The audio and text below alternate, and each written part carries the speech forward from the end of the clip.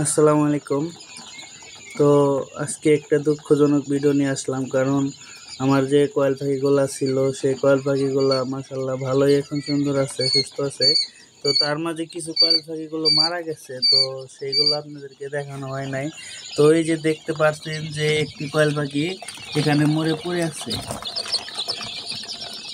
এখানে এই যে ছানাটি মরে পড়ে আছে।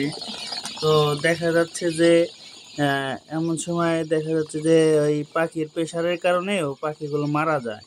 যেমন এই যে এখানে একটা পাখি মরে পড়ে আছে। এই পাখিটা মারা যাওয়ার কারণ হচ্ছে যে যখন একটু তাদের শীত লাগে, এই শীত লাগার কারণে তখন দেখা যায় পাখিগুলো জ্বর হয়ে পড়ে। তো একটা আরেকটার উপরে প্রেশার দেওয়ার কারণে পাখিটি মারা গেছে হয়তো। তো পাখিটি আমার অনেক শখের ছিল।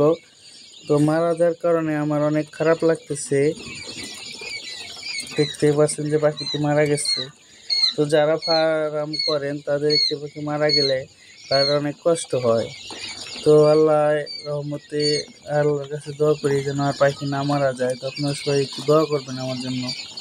তো আজকে পাখিটি মারা গেল। তো আজকের ভিডিওটি এই পর্যন্তই। ভালো থাকবেন সবাই। আসসালামু আলাইকুম।